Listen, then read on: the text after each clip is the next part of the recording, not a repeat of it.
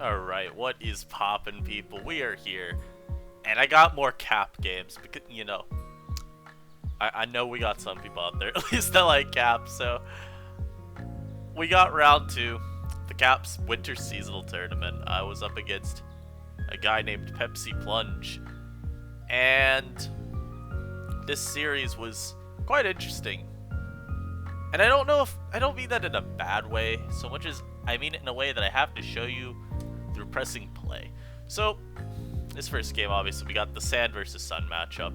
And I don't respect this Tapu Fini, so I'm just gunk shotting at turn 1. I know I didn't think he'd be Scarf on this team, so I thought that was a pretty low drawback play.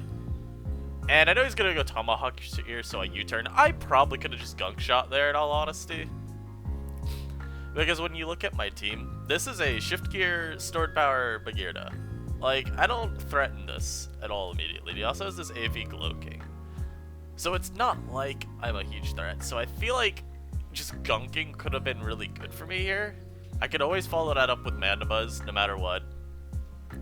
And Gunk Shot would have let me fish for a poison, which obviously is good for setting up my Swords Dance plus Scale Shot Chomp for later on. But this is still a fine play, I guess, at the end of the day. I still bring in Bagheera, because I want to bluff that up specs, and I double it to Torkoal. I don't really know why I went Torkoal here. There are a few plays, in each game, honestly, there are a few plays that I made that I disagreed with a pretty decent amount when I looked over the replay afterwards, but I don't think any of them was really that costly. Because for the life of me, I still don't remember what I think I was expecting the Glow King to come out, or the Ace, but neither of those plays, or the Glow King makes sense, the Ace doesn't make any sense for him to go to. Now he goes Fini, I guess he was willing to sack?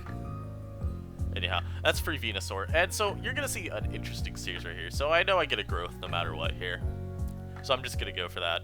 And I also know that he's not Thunderwave T-Tar. Why do I know that?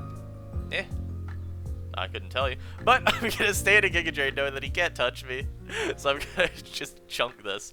And now I know he's going into Assault Vest Glow King here, so I'm going to catch out with an Earth Power. And yeah, Venusaur is in a really good spot. Now I know he has to sack either one of these two. And if I can get rid of either of those for my Chomp, that's huge. So I get rid of the Fini. That's big because now it means that Garchomp can always use Scale Shot. I can always get my speed boosts. It doesn't matter what my opponent tries to do. If he had gone Tomahawk, that also would have been really bad for him. Because Fini, even if it switches to the Chomp, it's not Scarf. So even if it blocks a Scale Shot, what's it doing from there? It's giving me a free Earthquake against a team with, at that point, there would have been no ground immunity. So we get a good kill there. He's gonna go Drill here. Now, this was a problem. So, I'm on my Mandibuzz. I'm running Knockoff, Roost, Defog, Whirlwind.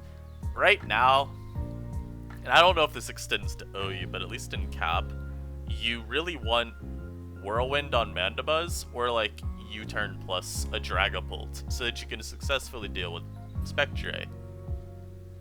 And obviously Whirlwind doesn't deal with Spectre if it's the last Mon, but probably should be able to deal with it by that point anyhow, Anyhow, because of that, I don't have foul play. And so this Excadrill is a huge threat, even when Sand's wearing down. I know he's going to Sword Sands here. I don't really have a play. So I just defog, because I want to get rid of the rocks now. And I can Whirlwind him out. I don't know if getting rid of rocks is really that important for me. But like, even if I Whirlwind a turn earlier, who's to say that I get any better of a Whirlwind? And I don't really need Mandibuzz this game either, so I felt pretty okay doing that. It did risk it did risk a flinch from the Excadrill, and that could have been bad, but it had Ace in the back to outspeed and Revenge Kill, so it's not like some world-changing play, even if he gets the flinch. It's mostly just a little annoying. Anyhow, I'm gonna go Torkoal, because I know I can take whatever he wants to do, and then I'm just going to throw my rocks up. And now we're going to go Chomp. And basically what I'm doing here is a very elaborate series of turns that had no reason to work. But I know he's going to have to switch. So I can just sack my Mandibuzz here. And since this is his only way dealing with Chomp, I know he forces him to go into this. So we can now dodge the Future Sight. Now I go into my Magearna. Now I can set up. I should have gone for Calm Mind, I think, so I could take the Sun Boosted Flamethrowers here better. But I'm gonna go Magearna. And I'm gonna, I'm gonna dedicate to it. And this is all... Also, that damage is really pathetic. But this is all in the name of getting Garchomp in. Because at this point, I know I can win. I can SD up and bust through this with Scale Shot if I need to. And so that's what I'm gonna do. I'm gonna miss a Scale Shot, but he's gonna miss a Hurricane, so it doesn't really matter. And then I'm gonna get a 2-hitter on my Scale Shot. That's obviously not good. But you're gonna see here, he needs to pivot around. And he's not going to. He's gonna give me Cinderace. If this wasn't Sucker Punch, it didn't matter. And based on his team, I mean, I would have been Sucker Punch, but maybe it wasn't. Yeah, so what he needs to do here is he needs to switch out again. He needs to, like, go Drill or something, and he just doesn't. He basically, at this point, just decides, I want to give the game. And my best guess is he didn't want to risk another Swords Dance there. As if I do Swords Dance on his Switch, Garchomp similarly wins the game, but from here, I get Earthquakes versus the rest of his team. I mean, there's nothing that he can do about that. And you're gonna notice a certain Pokemon, I'm just gonna press next, because, yeah, that faints. We win game 1, and you're gonna notice a certain guy is back! Yeah, I brought another Swords Dance Scale Shot Garchomp. This time we're, substitute with a Bright Powder and Sandveil, because I'm just a very talented player. Anyhow, so this team is, it's standard Spadeftar, Swords Dance, Subs SD Chomp, standard Astrolotl, Spikes, Knockoff, Firelash, I think I'm Wish. I'm a Choice Mix Magearna, and then I am Prankster, Haze, Tomahawk with Rapid Spin, and then I'm just Slowking. And when I'm looking at my opponent's team here, the only thing that I'm really worried about at all is the big nut over here, the big Melmetal.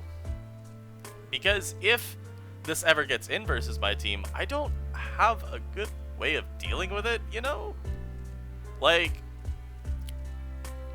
it doesn't find chances to come in necessarily that easily. You know, Tar, it can switch into decently enough, but you don't want to keep taking superpowers. Magearna, you know, Focus Blast is going to cook you, but even Specs Floor Cannon does over 40%.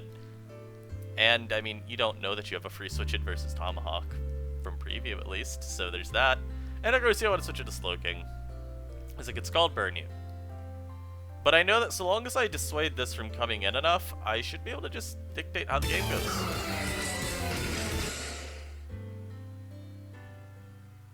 That was horrific. Why did I press play with music? Absolutely nobody has ever wanted to do that. Anyhow, I'm leaving that in. I'm gonna lead Magearna. I'm gonna KO this Astrolotl turn 1.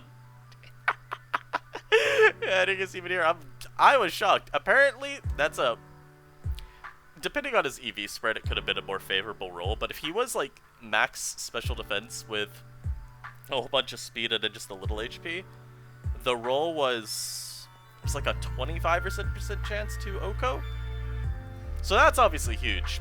And we're gonna see him Toxic here. And now I know he's gonna Earthquake, so I'm gonna go into Glow King, not Glow King, Regular King, because I know I can't go Tomahawk. And then I'm gonna stay, and I'm actually gonna Port, because I don't expect him to do that. You know, I was a little shocked. We're gonna make the safe Earthquake here, because I know that if I give this turns to just attack, that's really bad. And you're gonna notice, like, at this point I was getting a little frustrated, because I'm like, Jesus Christ, all he does is click Toxic. And I was feeling like I couldn't find any way to actually get through his team. I did fire off a Hurricane and miss. That wasn't too helpful. But this does give me my Tar, and unfortunately it also gives him a Future Sight, which... you know, a little bit annoying. Fortunately, I do know Tar is big-bodied, and he ain't getting no-code by shit, so I'm gonna actually stay in versus the Earthquake, and I'm gonna throw off a Toxic. It is Toxic off is super good, because it means that Lando is put on a timer, which, you know, enables that Garchomp late game, and that's what I'm going for at this point. I tried to dodge a U-turn, it doesn't work, but he goes Mandibuzz, and that gives me Magearna. I don't really care about rocks, right? Like, this resists rocks. This, I mean, getting War Chip's cool now, but then you got, like, Boots, Boots, Boots. Like, the defog does not matter to me. And so I'm gonna just, again, take a turn to just chunk the 47. That's just real fun.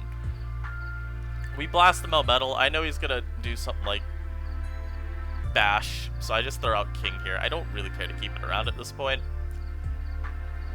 And then we double into Lottle, because I know another Bash is coming out. He doesn't have to predict. He doesn't have to worry about Tomahawk pivoting in either.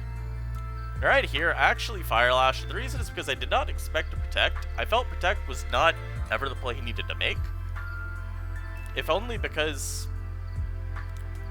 yeah, I mean, do you want me to spike up? Actually. Ignore that. I sack Lottle. Sometimes we say unintelligent things, it's alright. I sacked the Lottle, and now I'm gonna say, fuck it, I can win game here. So I sub up versus the Lando. And then I Sword Stance, and hey, guess what? He's not Foul Play. He's also Snarl instead of Whirlwind. So, I got a Garchomp bind a sub. And so I'm not Life Orb. I don't care about the potential for just whittling myself down. But the big thing here is to note, Snarl does not hit sub. It goes past it because it's a sound move. And so as long as I get a 3-hit Scale Shot, which I do, I just win game. He can't do anything. Like, he can't go Intimidate Lando because Intimidate doesn't go through Substitute. Nothing outspeeds me. Yeah, Garchomp. Fun mon. You got me saying unsure why it's so low on the VR. I'm pretty sure it's actually at, what is it? I think it's like A rank, which is not low. But yeah, Garchomp's really good apparently. Yeah, that's it. I am moving on. I'm still in the winner's bracket, which I think, as sad as it is, this is the first time I think that I've ever remained in winner's bracket of a seasonal tour after the first 2 rounds. Which for the first time ever also means I don't have to play in round 3, because that is loser's bracket exclusively. It feels real nice. Yeah, I'm feeling good about this tournament going forward. I really hope Spectre gets banned, because, I mean, bro, I'm tired of Astrolotl T-Tar, or Astrolotl Colosoil being pretty much every team. I'm tired. I don't want it anymore. Cap at least does have the benefit of Astrolotl. And that's so huge for dealing with Spectre, because since the common sets invest super heavily in special defense as opposed to HP, you can actually scout the choice specs Spectre sets a little bit more consistently. Which means if you pair it with a dark type, you should be more or less good against every Spectre set. More or less. And obviously Astrolotl is also good because versus the sub-CM Wisp sets, you do not care about a burn because you are a fire type. But Spectre still has just such an awful impact during the team building process, and I think just if it gets banned, that'd be real helpful. Now, I'm not good enough at OU, I don't think, to get Suspect Rex.